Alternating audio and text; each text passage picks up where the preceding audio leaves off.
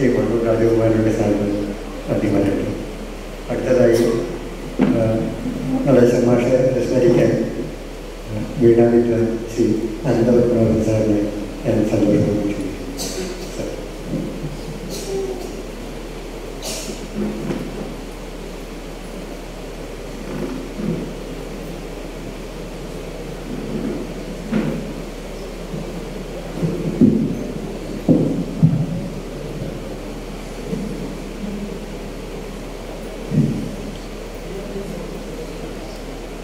മഹാഭാരതത്തിൽ സ്ഥിതപ്രജ്ഞ എന്നൊരു വാക്കുണ്ട്.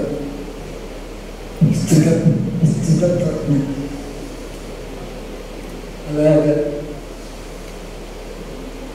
സുഖദുഃഖങ്ങളെ സമാന ഭാവത്തോടുകൂടി കാണാൻ പറ്റുന്ന വ്യക്തിത്വം, അതാണ് സ്ഥിതപ്രജ്ഞ. ദുഃഖം വരുമ്പോൾ അതീവ ദുഃഖിതനായിട്ട് കാണപ്പെടാതിരിക്കുക, സന്തോഷം വരുമ്പോൾ അതുപോലെ അതിസന്തുഷ്ടനായി കാണാതിരിക്കുക, എപ്പോഴും ഒരേപോലെ മാനസിക നില ഇതിലുള്ള ഒരാണ് സ്ഥിതപ്രജ്ഞൻ എന്ന വാക്കുകൊണ്ട് ഉദ്ദേശിക്കുന്നത്. നരേഷ് അണ്ണനെ സംബന്ധിച്ചിടത്തോളം ഞങ്ങളുടെ ഓഫീസിലെ നരേഷാണ് ഞാൻ പറയാറുള്ളത്. എനിക്കും രാജേന്ദ്രനും ഒക്കെ മൂത്ത ലക്ഷണമായിരുന്നു. ഞങ്ങളെ അണ്ണൻ ഞാൻ പറയാം. അപ്പം നരേഷനുള്ള ഒരു ഗുണം മിതഭാഷയാണ്. വികാര വിക്ഷോഭം ഒരിക്കലും അദ്ദേഹത്തിനില്ലായിരുന്നു. സൗമ്യശീലൻ, ശാന്ത സ്വഭാവക്കാരൻ, ഇനി ഒരുപാട് പ്രത്യേകതകളുള്ള ശ്രീ നടേശനെ ഞാൻ ഇത് പറയാം. എന്നെ ആകർഷിച്ചത് അദ്ദേഹത്തിൻ്റെ സംഗീതവും അതിലുപരി അദ്ദേഹത്തിൻ്റെ ഈ സ്വഭാവ വിശേഷവും ആണ് എന്ന് പറയാൻ എനിക്ക് അതിയായ സന്തോഷമുണ്ട്. ഒരിക്കലും ഈ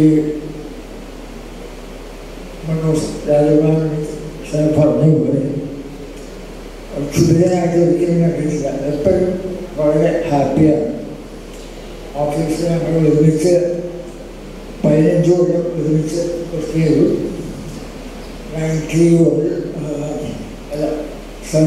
വന്നു, 90 റിട്ടയർഡായി. ഇത്രയും വർഷം ഞങ്ങൾ ഒരുമിച്ച് വർക്ക് ചെയ്തു. എൻ്റെ നല്ലൊരു സുഹൃത്താണ്, ഗുരുനാഥനാണ്, വൈരാഗ്യമാണ്, ഫ്രണ്ട് ഗൈഡ് ഫിലോസഫർ എന്ന് പറയുന്ന പോലെ എൻ്റെ എല്ലാമായിരുന്നു നടേശന്. എന്നെ പഠിപ്പിക്കാത്ത ഗുരുവാണ്. കാരണം അദ്ദേഹത്തിൻ്റെ സംഗീത പാഠമൊക്കെ അധികവും ഞാനായിരുന്നു റെക്കോർഡ് ചെയ്യുന്നത്. അപ്പം ആ കീർത്തനങ്ങളൊക്കെ എനിക്ക് പഠിക്കാൻ സാധിച്ചു. കാപ്പിയിലെ ഇന്ത്യ സൗഖ്യമോ ഒക്കെ നടേശൻ്റെ പാഠം കേട്ട് ഞാൻ പഠിച്ചാണ്. അതിനെ ഞാൻ വീടിനോട്ട് ട്രാൻസ്ലേറ്റ് ചെയ്തു. അങ്ങനെ ഒരുപാട് എനിക്ക് പഠിക്കാൻ സാധിച്ചിട്ടുണ്ട്. പിന്നെ എന്തുകൊണ്ടോ ഞങ്ങൾ തമ്മിൽ ഒരു വല്ലാത്തൊരു അടുപ്പം ഉണ്ടായി എന്ന് പറഞ്ഞാൽ സംഭവം ഹാപ്പൻ. ഇതൊരു നല്ലൊരു സുഹൃത്താണ്, ജ്യേഷ്ഠനേക്കാളും ഏറെ സുഹൃത്താണ്. ഞങ്ങൾ ഒരുപാട് കാര്യങ്ങൾ ഡിസ്കസ് ചെയ്യാനുണ്ടായിരുന്നു. ഞാൻ ആദ്യം കല്യാണം കഴിഞ്ഞ് തൃശ്ശൂർക്ക് വരുമ്പോൾ എന്നെ റെയിൽവേ സ്റ്റേഷൻ സ്വീകരിക്കാൻ വരുന്നത് അങ്ങനെയാണ് പ്രദേശം. അത്രയും ഒരു സുഹൃത്ത് ബന്ധം ഞങ്ങൾ തമ്മിൽ ഉണ്ടായിരുന്നു. അവസാന കാലം വരെ ഉണ്ടായിരുന്നു.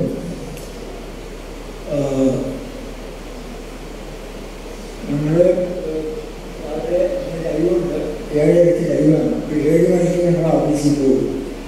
ആ ലൈവ് കഴിഞ്ഞ് കഴിഞ്ഞാൽ പിന്നെ നമ്മൾ സ്റ്റുഡിയോ ഫ്രീയാണ്. അപ്പോൾ 10 മണി വരെ എല്ലാവരും വരുന്നവരെ ഞങ്ങൾ പാട്ട് എണ്ണം പാടും. ഞാൻ കേട്ടുകൊണ്ടിരിക്കും. പിന്നെ പാഠ്യപറ്റി ഡിസ്കസ് ചെയ്യും. ഞങ്ങളെ അങ്ങനെ പറ്റി പറയുകയാണെങ്കിൽ he was a consummate artist. He was a complete artist.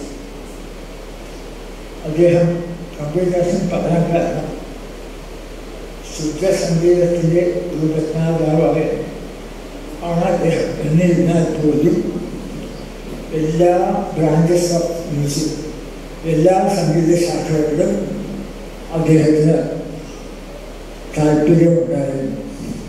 Madan Mohan, Roshan, Jayadev, Shankar Jayakrishnan, Laxmikant, Baburaj, Krishnamurthy സ്വാമി, ഇവരെ പറ്റിയൊക്കെ പാട്ടുകളെ പറ്റിയൊക്കെ ഞങ്ങൾ ചർച്ച ചെയ്യാറുണ്ട്.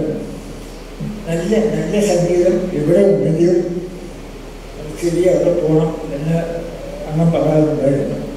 ഞങ്ങൾ ഒരുപാട് ഈ സംഗീതമായി നടക്കുന്ന ഡിസ്കഷൻ ഒരുപാട് ഞങ്ങൾ നടത്തിയിട്ടുണ്ട്. അതേപോലെ സംഗീതം എല്ലാം ആസ്വദിക്കാനുള്ളതാണ്, ഗുസ്തിയല്ല. സംഗീതം കേട്ടാൽ ആപാദമധുരം എന്നാണ് പറയുന്നത്. അങ്ങനെ ആലോചനയുണ്ട്, സാഹിത്യം ആലോചനയുണ്ട്, സംഗീതം ആപാദമധുരം. അപ്പോൾ സംഗീതം കേൾക്കുമ്പോൾ നമ്മുടെ സംഗീതത്തെ പറ്റി നമുക്ക് ചിന്തിക്കാനുള്ള ഇടവരുത്തരുത് എന്ന് പറയും. അതായത് മനസ്സിലാകാത്ത തലത്തിൽ വിശ്വജമ്പാടിൻ്റെ 15 വർഷം കഴിഞ്ഞെടുത്ത് എന്നൊക്കെ പറഞ്ഞൊരു കല്ലിൽ പറയാൻ ആർക്കും മനസ്സിലാവില്ല. അത് അറിയുന്ന വളരെ അപൂർവം കുറച്ച് പേർക്ക് മനസ്സിലാവും.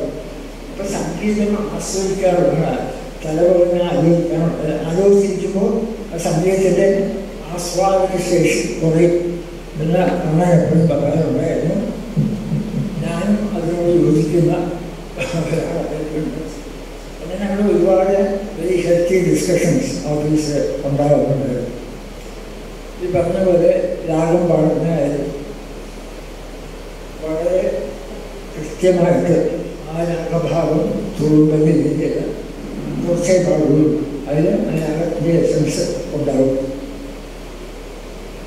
അങ്ങനെ സ്വരമായാലും മനോധർമ്മ ഈ എന്താ പറയുക, വലിയ കണക്കുകൾ പാടാൻ ബുദ്ധിമുട്ടില്ല.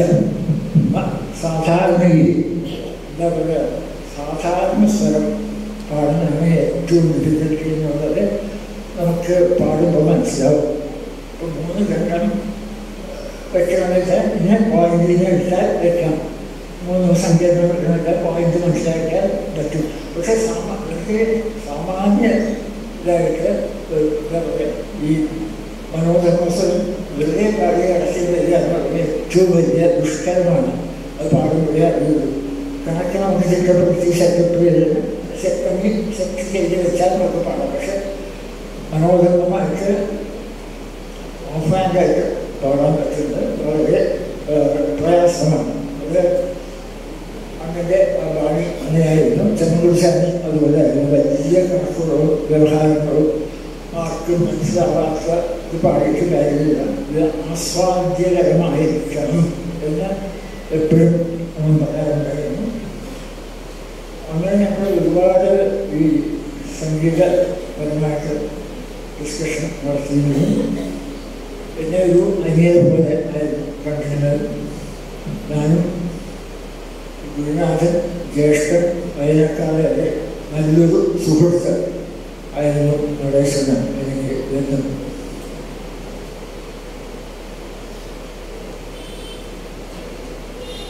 അതുപോലെ വളരെ സൗമ്യശീലം, ഭിന്നഭാഷി, അധികമൊന്നും സംസാരിക്കില്ല, നല്ല നർമ്മബോധം ഉണ്ടായിരുന്ന ആളായിരുന്നു.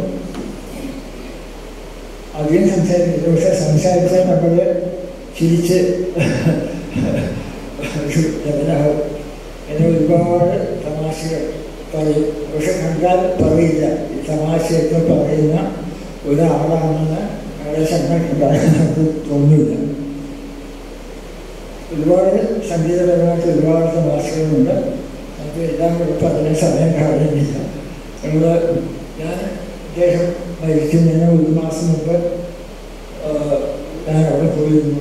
അപ്പോൾ പഴയ ആൾക്കാർ എല്ലാവരും പോസ്റ്റ് അന്ന് എന്നോട് ചോദിച്ചു, അന്ന് പാടാൻ പറ്റുന്നത് ഓരോരുത്തരുടെ അന്ന് ഷുഗർ ഉണ്ടായിട്ടുള്ള ഒരുപാട് തമാശകൾ. പക്ഷേ ഓർമ്മയ്ക്കൊന്നും ഈ 91 വയസ്സ് വരെ ഓർമ്മയ്ക്കൊന്നും ഒരു പ്രശ്നവും ഇല്ലായിരുന്നു. എല്ലാ കാര്യങ്ങളും എല്ലാവരും ശ്രദ്ധിച്ച് സംസാരിച്ചു. എന്നിട്ട് ധാരാളം സ്റ്റുഡിയോയിലെ ഓരോരുത്തർ ഓരോ അബദ്ധങ്ങളൊക്കെ പാടും. അപ്പോൾ അന്നൊക്കെ നമ്മൾ റെക്കോർഡിങ് നോക്കിയിട്ട് ഞങ്ങൾ ഓരോരുത്തർ പാടും. ഒരിക്കൽ ഒരു ആർട്ടിസ്റ്റ് അടിമലയുടെ തന്നെ എന്നുള്ള മുഖാരി കീർത്തനം ലൈവാണ് ഇപ്പോൾ പാടിക്കൊണ്ടിരിക്കുകയാണ്. അപ്പോൾ നാളെ പാടിയപ്പോൾ അതിനകത്ത് ഭൈരവിയുണ്ട്, ഹുസൈനുണ്ട്, മുഖാരി അവിടെയുണ്ട്, മുഖാരിയുണ്ട്. അങ്ങനെ രാഗം പാടി. അപ്പോൾ ഞാനുണ്ട്, സുധാകരനുണ്ട്, നടേശൻ ഇരിപ്പുണ്ട്, മൂർത്തി ഇരിപ്പുണ്ട്. അപ്പോൾ ഞാൻ ചോദിച്ചു എന്നാലും എല്ലാം ഇങ്ങനെ പാടും. എല്ലാവരും ഒരു കുടുംബത്തിലെ അംഗങ്ങളല്ലേ, അതുകൊണ്ടാണ് എല്ലാവരും മിക്സ് ചെയ്ത് പാടുന്നത്. അത് കഴിഞ്ഞ് അറിയതിൻ്റെ അടിയെന്നും ഗുണവും ദോഷവും എന്നുള്ള ലൈനിൽ അത് പാടിയപ്പോൾ അങ്ങനെ പറഞ്ഞു, അവൻ്റെ പുതിയ ആൾക്ക് തന്നെ നല്ല ബോധമുണ്ട്. അവരുടെ പാട്ടിനെ പറ്റിയുള്ള അഭിപ്രായമാണ് പറഞ്ഞത്. അപ്പോൾ അങ്ങനെ ഒരുപാട് മാസങ്ങളുണ്ട്. അങ്ങനെ എപ്പോഴും സ്റ്റുഡിയോ സജീവമായി.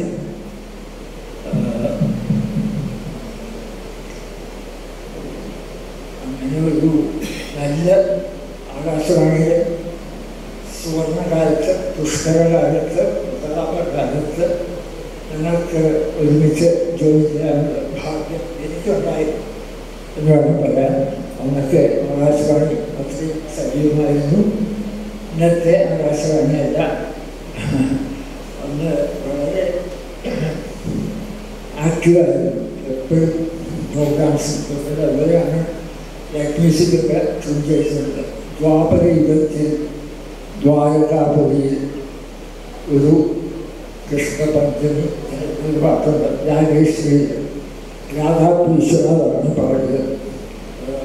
ഇപ്പോൾ ബോംബെയിലാണ് ഭാഗ്യമില്ലാതെ അസറായിട്ട് വളരെ ആ കുട്ടി പാടിയ പാടുന്നത് അസൽ പാട്ടുള്ളത്. അങ്ങനെ സോങ്സൊക്കെ കമ്പോസ് ചെയ്തിട്ടുണ്ട്. അങ്ങനെ എന്താ പറയുക, കൺസർണേറ്റ് ആർട്ടിസ്റ്റ് ഹിന്ദുസ്ഥാനി മ്യൂസിക് നന്നായിട്ട് കേൾക്കും. എന്താ പറയുക, ബഡേ ഗുലാം അലി ഖാൻ, അമീർ ഖാൻ, അബ്ദുൽ കരീം ഖാൻ, കിഷോർ മുഖർ, പ്രഭാത്രേ, ഇവരൊക്കെ ഡിസ്കറ്റാണ് ഇട്ട് കേൾക്കും. ഞാനും സ്റ്റുഡിയോയിലായിരിക്കുമ്പോൾ ഇവരൊക്കെ ഡിസ്ക് കേൾക്കും. അങ്ങനെ എല്ലാ സംഗീത സാധനങ്ങളും അങ്ങനെ ഓർത്തഡോക്സ് അല്ല, കൺവെൻഷനായാലും എജുബലായിട്ടും ഭാഗ്യേശ്വരിയായിട്ടും പാടാൻ കഴിവുള്ള ആളായിരുന്നു നടേശൻ. നമ്മൾ പറയും ചേരശ്രീ ബാലകൃഷ്ണൻ കൃഷ്ണനുണ്ട്, അത് ജിജാവന്തി എന്നാണ് പറയുന്നത്. പക്ഷെ ജിജാവന്തി ഒഴിച്ച് ബാക്കി എല്ലാ ആളുകളും അതിനകത്തുണ്ട്. അപ്പോൾ നമ്മൾ അതിനെപ്പറ്റി ഡിസ്കസ് ചെയ്യും. അതിനകത്ത് 20-50 പേരും സഹാന വരും, നാരായണൻ കൊണ്ടുവരും, ജിജാവന്തി ഒഴിച്ച് എല്ലാം ഉണ്ട്. അപ്പോൾ എങ്ങനെയാണ് ഇത് വന്നത്? അപ്പോൾ ഇത് പാടാതെ ഇരിക്കുകയാണ് നല്ലത്. അതിനേശ്വരിയുണ്ടാകും, കുറച്ചൊക്കെ കൊള്ളാം, ചേരശ്രീ ബാലകൃഷ്ണൻ ഗുണമില്ലാതെ അങ്ങനെയൊക്കെ ഞങ്ങൾ ചർച്ച ചെയ്തു. അപ്പോൾ സംഗീതം അത്രയും ആഴിലിറങ്ങി സംഗീതത്തിനും ഞങ്ങൾ സംസാരിക്കുന്ന അധികവും സംഗീതം മാത്രമേ ഉള്ളൂ. അങ്ങനെ എനിക്ക് എന്താ പറയുക, ഒരുപാട് കാര്യങ്ങൾ പരസ്പരം ഡിസ്കസ് ചെയ്ത് എൻ്റെ അറിവ് വർദ്ധിപ്പിക്കാൻ എനിക്ക് ഒരുപാട് സഹായകമായിരുന്നു അണ്ണനുമായിട്ടുള്ള കമ്പനി. അത് പറയാതെ വയ്യ. അങ്ങനെ എൻ്റെ എല്ലാമായ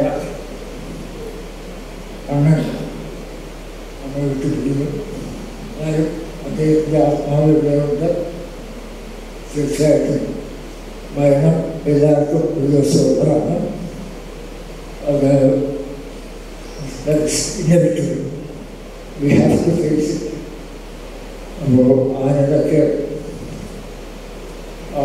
ഒരു ദുഃഖമായിട്ട് എടുക്കുന്നില്ല. എല്ലാവർക്കും ഉള്ള ഒരു കാര്യം ഒരു ആത്മാവിനെ ശാന്തിയായിരുന്നു